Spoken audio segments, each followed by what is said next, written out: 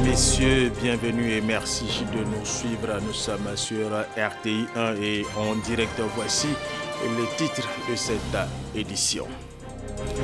Des hommes d'affaires américains en mission de prospection économique en Côte d'Ivoire étaient à la Chambre de commerce et d'industrie au plateau pour des rencontres d'échange. Ils ont pu nouer des relations d'affaires avec des Ivoiriens. Le comité technique et de pilotage du projet CEDEAO Union européenne sur les armes légères de petit calibre était à San Pedro pour sensibiliser chez les communautés sur les dangers que représentent ces armes. On en parle dans cette édition. Et puis le ministre algérien du tourisme et de l'artisanat a été limogé hier dimanche, 3 jours seulement après sa nomination. La présidence algérienne n'a pas expliqué la raison de ce renvoi. Nous vous le disions dans nos titres, des hommes d'affaires américains en mission de prospection économique en Côte d'Ivoire étaient à la Chambre de commerce et d'industrie au plateau pour des rencontres d'échange. Ils ont pu nouer des relations d'affaires avec des Ivoiriens dans plusieurs secteurs d'activité, dont l'énergie et l'environnement. Francis Boifo. Chambre de commerce et d'industrie de Côte d'Ivoire. Des hommes d'affaires américains échangent avec des opérateurs économiques ivoiriens. Une rencontre enrichissante pour les Ivoiriens. J'ai rencontré des personnes qui étaient dans le même domaine d'activité que moi, qui ont bien voulu avoir des partenariats avec ma société. J'ai eu beaucoup plus de marchés que je m'y attendais, donc je pense que c'est vraiment un grand pas. J'ai pu avoir un contact en Atlanta et il est aussi à la recherche d'une porte d'entrée sur Abidjan. Et il a émis le vœu qu'on puisse établir une joint venture entre nos deux structures.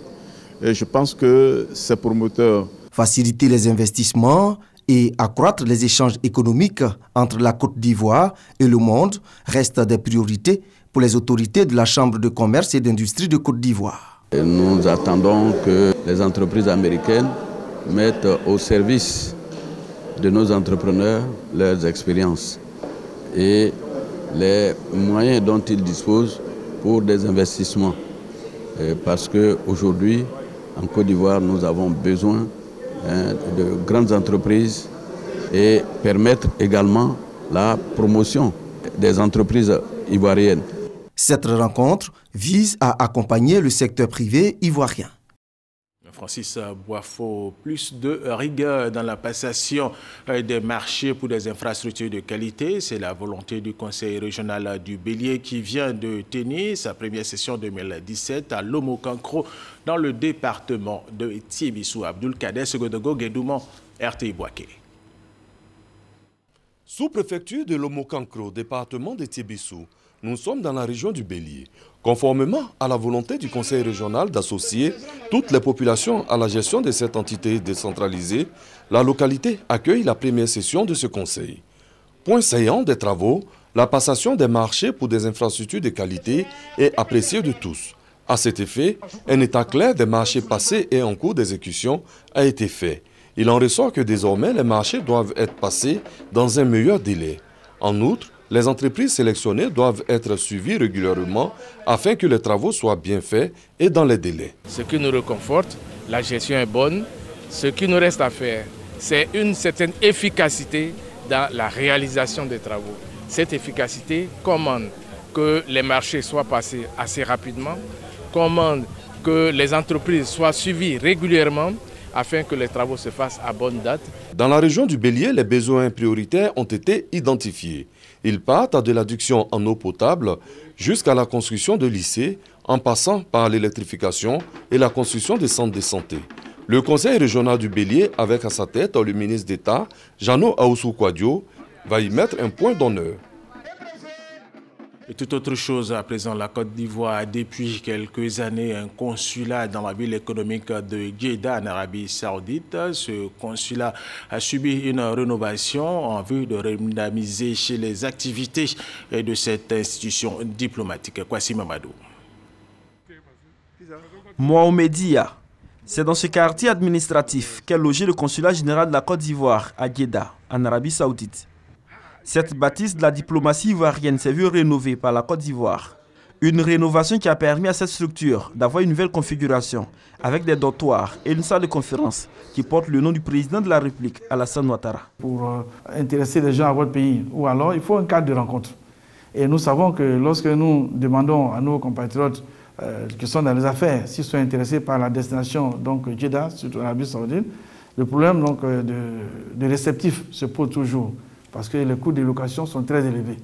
Et donc, il nous est paru essentiel, important, d'aménager un peu les locaux du consulat général pour pouvoir abriter, n'est-ce pas, toutes les activités que nous pouvons mener dans le cadre des locaux de diplomatie. Le consulat général veut jouer le rôle de promoteur de la destination Côte d'Ivoire pour le renforcement de la coopération économique. Certains pourront même venir faire des expositions ici, au consulat général. C'est la maison de la Côte d'Ivoire, donc vous voyez que nous n'aurons pas à déployer beaucoup trop d'énergie en termes donc, de dépenses d'argent pour pouvoir organiser ce type d'activité. Notre passage dans ces locaux rénovés nous a permis d'échanger avec le consul général, le docteur Cissé Abdul-Karim. Le diplomate ivoirien est revenu sur les conditions de vie de ses concitoyens en Arabie Saoudite. Pour lui, difficile de déterminer le nombre exact de ces Ivoiriens qui vivent sur le sol saoudien. En Arabie Saoudite, on retrouve les Ivoiriens dans les activités informelles, notamment la menuiserie, la plomberie, la construction et la mécanique. Pour le diplomate ivoirien, les mieux organisés sont les étudiants, qui bénéficient pour certains des bourses d'études. Nous allons dans les universités, nous sommes à leur contact.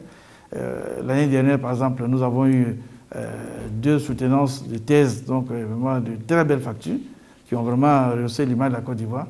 La coopération économique entre Abidjan et la capitale économique saoudienne, Jeddah, est en nette progression et des efforts sont employés en vue de renforcer cet axe économique à travers l'éco-diplomatie. Il s'agit de déployer un ensemble de stratégies pour capter les meilleures occasions, les meilleures opportunités d'affaires entre nos 2 pays.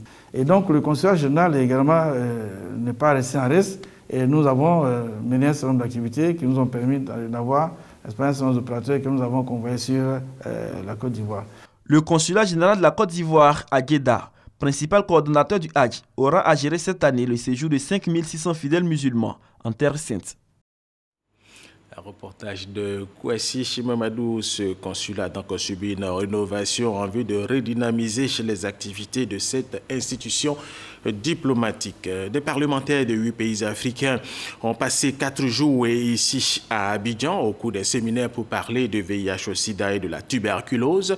Ils s'engagent à élaborer des lois dans leur pays pour mieux protéger les personnes vivant avec le VIH-Sida et la tuberculose. Michel Digré. Si ces parlementaires sont venus des 4 coins du continent africain pour prendre part à cet atelier, c'est parce qu'ils savent qu'ils ont un rôle important à jouer dans l'atteinte des objectifs mondiaux fixés par l'ONU-SIDA d'ici à 2020. Étant des législateurs, ils peuvent élaborer des lois et politiques protégeant les populations vulnérables, les enfants affectés ainsi que les personnes vivant avec le VIH-Sida. Ils peuvent également plaider en faveur d'un financement approprié pour les programmes de lutte contre la pandémie. Nous savons tous que dans la plupart des pays, les personnes qui sont porteurs du virus ou du sida ou les personnes qui sont très exposées au VIH et à la tuberculose sont victimes souvent de stigmatisation, de discrimination, de rejet même au sein de leur famille. Et que nous avons dans la plupart des pays aussi des lois qui ne protègent pas les personnes vivant avec le VIH ou les personnes qui sont les plus touchées par l'épidémie ou la tuberculose. Donc nous avons eu 4 jours d'échanges intensifs sur le rôle du parlementaire parce qu'il ne faut pas oublier que ce sont les parlementaires qui votent les lois. Cette accélération de la riposte au VIH-Sida devrait prévenir 75% des nouvelles infections d'ici à 2020. Sans un engagement politique et financier efficient, il sera impossible d'atteindre ce résultat. Ce sera un honneur pour tout un chacun de nous, le jour où le sida sera éradiqué, de dire que j'ai apporté ma pierre à l'édifice. Parlementaires, société civile, groupes vulnérables, médias et institutions étatiques se sont donc attelés à accorder leur violon pour une meilleure stratégie dans la lutte contre le sida sur le continent. Deuxième grand titre de cette édition, les comités techniques de pilotage du projet CEDEAO Union européenne sur les armes légères de petit calibre étaient à San Pedro pour sensibiliser la communauté sur les dangers que représentent ces armes. Abou Sanogo. Salle de réunion de l'hôtel Sofia de San Pedro. 5e réunion du comité technique de pilotage du projet CEDEAO Union européenne sur les armes légères et de petit calibre. Un projet qui vise à prévenir les conflits et à sensibiliser les communautés sur les risques liés à la prolifération illicite des armes légères et de petit calibre, de même qu'à renforcer les capacités des institutions de sécurité et des communautés en vue de renforcer la sécurité aux frontières ouest du pays. Occasion pour les 7 pays participants de plancher sur la problématique du contrôle des armes. Les membres des comités techniques de pilotage du projet CEDEAO Union européenne se sont par la suite rendus à la 5e Légion de gendarmerie de San Pedro où ils ont visité le conteneur de stockage d'armes légères. Tabou et Grabo ont bénéficié de remises de matériel de réhabilitation et d'équipements d'infrastructures sanitaires dans le cadre du dépôt volontaire d'armes. Et nous vous proposons ce communiqué avant de poursuivre cette édition. Le samedi 27 mai 2017, des éléments de la brigade de gendarmerie d'Ara ont abattu au cours du service 6 personnes dans des circonstances non encore élucidées. À cet effet, le commandant supérieur de la gendarmerie nationale a ouvert une enquête à travers la section des recherches de la gendarmerie nationale. Les investigations permettront d'établir avec clarté et précision les conditions dans lesquelles les gendarmes sont intervenus et de situer les responsabilités. En attendant, les intéressés sont aux arrêts. Le commandant supérieur de la gendarmerie nationale adresse aux familles endeuillées, à leurs proches, ses plus sincères condoléances et les rassure de tout son engagement à faire la lumière sur cet affaire fait à Abidjan le 28 mai 2017. Le général de brigade Kwaku Kwadjo Onikola, commandant supérieur de la gendarmerie nationale. Autre information, conflit dynamique des paysages et sécurité alimentaire en Afrique subsaharienne. C'est le thème d'un colloque organisé à l'université Jean-Laurent Guédé de Daloa. 3 jours durant, plusieurs experts ont planché sur ces thèmes, nous dit Konaté Ngana. Le colloque s'est déroulé sous forme de communication scientifique et technique, ainsi que les échanges avec les décideurs, les experts et les acteurs d'ONG au cours d'ateliers spécifiques. 3 jours durant, plusieurs thèmes ont été communiqués, notamment sur l'identification et la dynamique des paysages en période de conflit. À ce sujet, le professeur Johan Bogart a entretenu les participants sur l'augmentation de la pression démographique, facteur de diminution des ressources naturelles. Et je trouve qu'un élément très important à considérer lorsqu'on parle du développement d'un pays, c'est la pression démographique. Et donc lorsque la pression démographique augmente, il y aura moins de ressources pour chacun. Lorsque la population double, par exemple, en 5 ans ou en 10 ans, la quantité de ressources naturelles disponibles pour chacun va aussi être divisée par 2. Pour le colonel Ngoran François, directeur technique de l'Office ivoirien des parcs et réserves, la protection des parcs nationaux et réserves naturelles est primordiale si nous voulons continuer à accroître les ressources naturelles. Quand vous regardez le parc national de Taï, qui est situé dans le sud-ouest ivoirien, qui a aujourd'hui produit environ 40% de cacao ivoirien, le parc stabilise le microclimat, il maintient le réseau de rivières, il abrite un certain nombre de faunes et surtout des plantes médicinales qu'on ne trouve plus nulle part dans la sous-région. Cette rencontre scientifique et technique entre experts, chercheurs et enseignants s'intéressant aux écosystèmes terrestres a permis d'examiner en détail les relations entre les actions humaines et les dynamiques des paysages d'Afrique subsaharienne, ainsi que leur influence sur la sécurité alimentaire. Les résultats des recherches seront vulgarisés. 1000 jeunes de la commune de Boaké œuvrent pour un changement de mentalité au sein de la jeunesse de la capitale de la région de Gbeke. Ils veulent donner à la ville des jeunes citoyens responsables capables d'assurer le développement de Boaké.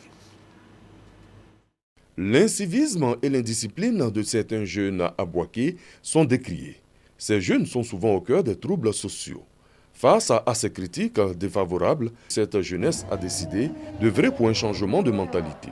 Elle vient de créer un club des jeunes de Boaké. Pour que Boaké soit développé, Boaké a besoin de tous ses fils et filles, en particulier la jeunesse, parce que l'avenir d'un pays repose sur la jeunesse. Donc, le club des jeunes est là pour nous tous. Vraiment, engageons-nous à travailler pour la paix à Boaké. 1000 jeunes bénévoles en son sein. Le club a procédé au lancement de ses activités. Sa mission, former les jeunes de la commune de Boaké pour en faire des acteurs de développement et des défenseurs des intérêts moraux et matériels de la commune de Boaké.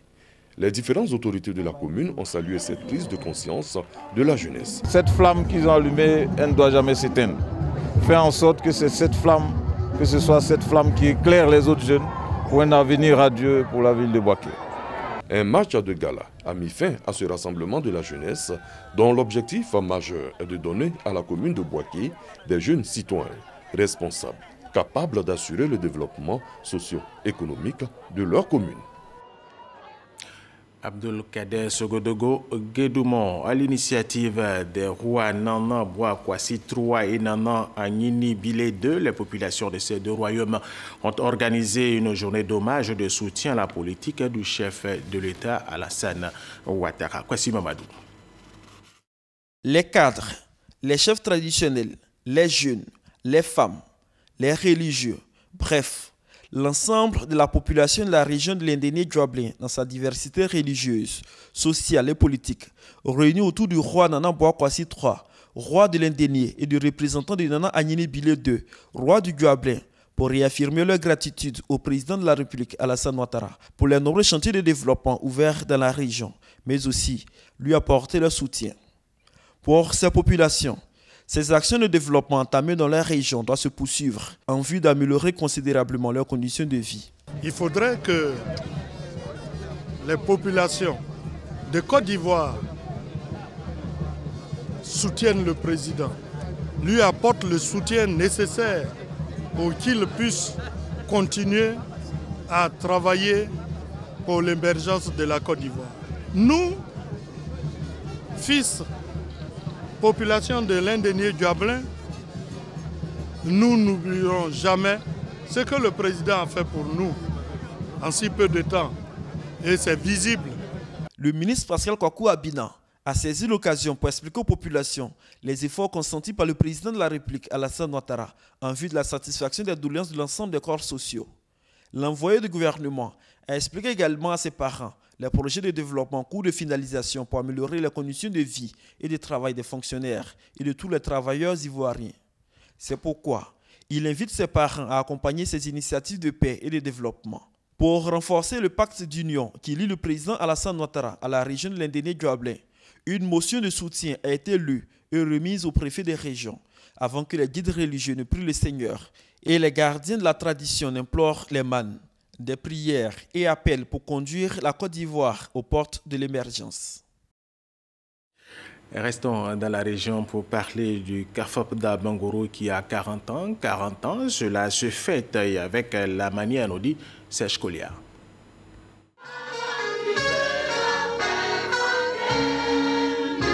Lancée en mars dernier, la célébration du quarantenaire du CAFOP d'Abengourou a connu son apothéose dans le mois de mai. Cette célébration a été marquée par plusieurs activités sportives, culturelles et artistiques.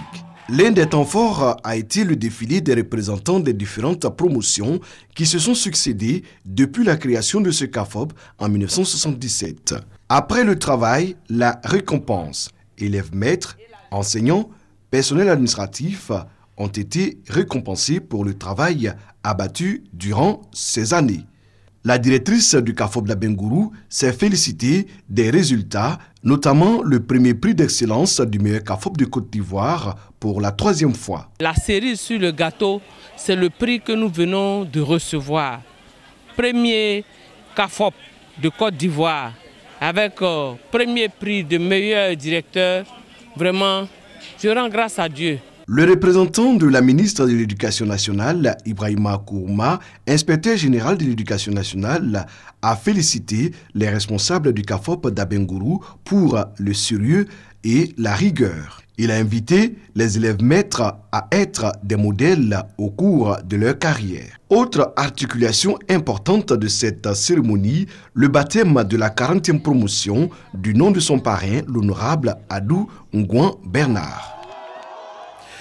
Serge Kolia, revenons sur la fête des mères. C'était hier. Rendons-nous à Tcheguakro, dans la région du Bélier, où des femmes qui n'ont pas pu effectuer le déplacement d'Abidjan pour être en compagnie de la première dame, Mme Dominique Ouattara, ont reçu leur cadeau sur place des complets de pagne. Léon Broukwame.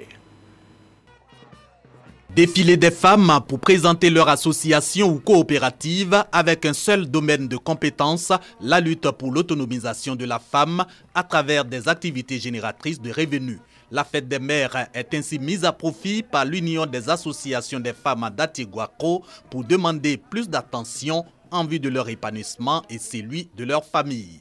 Message bien perçu par la première dame Dominique Ouattara, celle qui fait de l'autonomisation de la femme son cheval de bataille, selon sa représentante Béatrice Dibi, a offert 100 complets de pagne.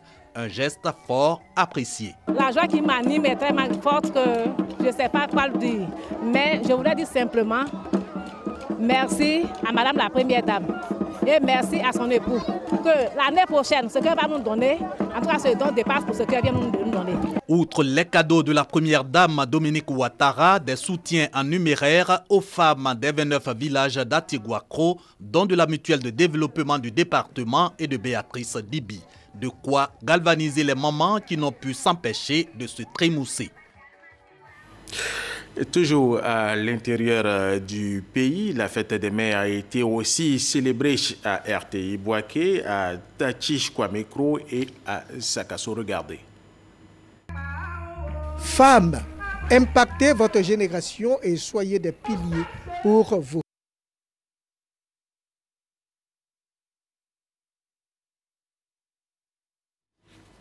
Voilà, nous vous le disions à l'instant et nous allons retourner toujours à l'intérieur du pays où la fête des mères a été aussi célébrée à RTI Boaké, à Tachich Kwamekro et à Sakasso. Regardez. Femmes, impactez votre génération et soyez des piliers pour vos familles. Tel était le message de la présidente de la Fondation évangélique Bethel. Cela à l'occasion de la fête des mères, une cérémonie initiée en collaboration avec les épouses de pasteurs de Boaké. Prédication, prière, prestations artistiques et dons aux veuves étaient au menu de cette fête qui avait pour objectif d'honorer les mères des églises évangéliques de Boaké en cette occasion spéciale. Un groupe de femmes unies dans l'esprit du partage fait de l'adage « Nul n'a le droit d'être heureux seul » son credo. À la tête de ce groupe de femmes, Fatou Sam, fille de Taki Kwamekro dans la commune de Boaké. Grâce à cette battante, plus de 100 femmes de Taki Kwamekro ont aussi droit à la fête des mères édition 2017. Pagnes, ustensiles de cuisine et kits alimentaires ont été distribués aux bénéficiaires. Pour la donatrice, les parents du village ne doivent pas être oubliés. Georgette Adjouabrou, marraine de cette remise de dons aux mères, exhorte les autres filles et fils de Taki Kwamekro à multiplier les actions de solidarité en faveur de leurs parents restés au village, surtout les plus vulnérables. Un repas communautaire a mis fin à cette première édition de la fête des mères à Taki Kwamekro. La fête des mères à Molonoublé en milieu rural est l'initiative de la société coopérative Essike en partenariat avec l'ONG Agri-Rural de Côte d'Ivoire. L'ambition de cette coopérative est de mettre ensemble toutes les femmes de la sous-préfecture de Molonoublé. Pour la marraine, Mme Patricia Aoussoukouadieu, fêter les mères pour leur rôle prépondérant dans la société. C'est agréable, mais utile de leur permettre d'avoir une activité génératrice de revenus afin de sortir les femmes de la précarité. Les mamans ont donc été encouragées et félicitées pour l'énorme sacrifice consenti pour le bonheur de leur famille. Les membres de l'association des femmes de Djezou Kwamekro en ont fait Femmes unies pour le développement du quartier zone industrielle de Boaké, célébré à l'occasion de la fête des mères. Saisissant l'opportunité, ces femmes ont présenté des projets au parrain, le président du conseil régional de Boaké. Création d'un champ de manioc de 5 hectares et location de chaises et bâches. Conan Hubert, représentant du parrain, et les intervenants ont exhorté les femmes à l'union et à la solidarité. Danse et distribution de cadeaux ont meublé cette célébration de la fête des mères au quartier Zone. Les femmes du village Adengue-Sampokukro dans la sous-préfecture de Sakassou ont abandonné travaux champêtres et autres activités commerciales pour célébrer le jour qui leur est dédié. Une initiative de l'Union pour le développement des femmes d'Engue-Sampokukro et de l'ONG Fondation Espoir et Vie. Pour ce jour spécial, les mamans se sont essayées au sport avant de recevoir des cadeaux de l'ONG. Les différents intervenants ont salué ces femmes qui se battent au quotidien pour leur prise en charge. Les mamans ont été exhortées à s'organiser afin de bénéficier du soutien des ONG. Concours de danse, ballet, karaoké, poèmes et prestations d'artistes pour la célébration de la fête des mères au profit des femmes de RTI Boaké. Initiative de la direction générale de la RTI qui n'a pas lésiné sur les moyens. Le directeur général de la RTI, Amadou Bakayoko, s'est fait représenter par le directeur des ressources humaines. Blé Nicador est venu partager la joie avec les femmes de RTI Boaké, les mères chargées des présents. Une ONG locale, au cas des mères, et une représentation locale de téléphonie mobile ont renforcé le don de la direction générale de la RTI par des complets de pagne et de l'eau de soupière. Occasion pour partenaires et responsables de la RTI de rendre un hommage appuyé aux mamans et en particulier celles de RTI qui au quotidien concilient vie de foyer et vie professionnelle. Les femmes de la commune de Yopougon, d'Abobo et celles de Cocody ici à Abidjan ne sont pas restées en maille de la célébration de la fête des mères. Elles sont sorties nombreuses pour commémorer ce jour spécial.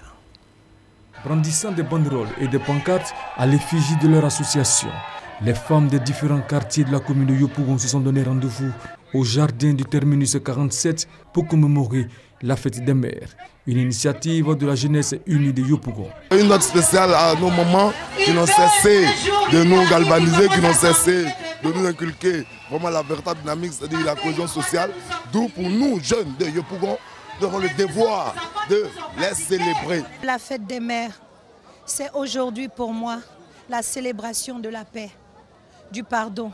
Malgré la pluie, les mamans de cette commune sont rentrées les mains chargées de présents. Je ne pensais pas qu'on peut me faire ça. J'ai béni mon fils, mes enfants, tous les enfants que j'ai fait. Même ceux que je n'ai pas fait aussi, je les bénis tous. Concours de danse et prestations artistiques ont rythmé cette cérémonie. Direction les deux plateaux. Dans la commune de Cocody, une célébration de la fête des mères aux allures d'une exposition d'art. Nous sommes donc toutes là pour les accompagner chaque fois qu'elles auront une difficulté, une préoccupation, quelle qu'elle puisse être, pour permettre à celles qui sont leaders dans leur secteur d'activité, notamment scientifique, de pouvoir aller en spécialité. Le Zonta Club célèbre les mères d'une manière particulière dans le but de leur inculquer l'amour du travail.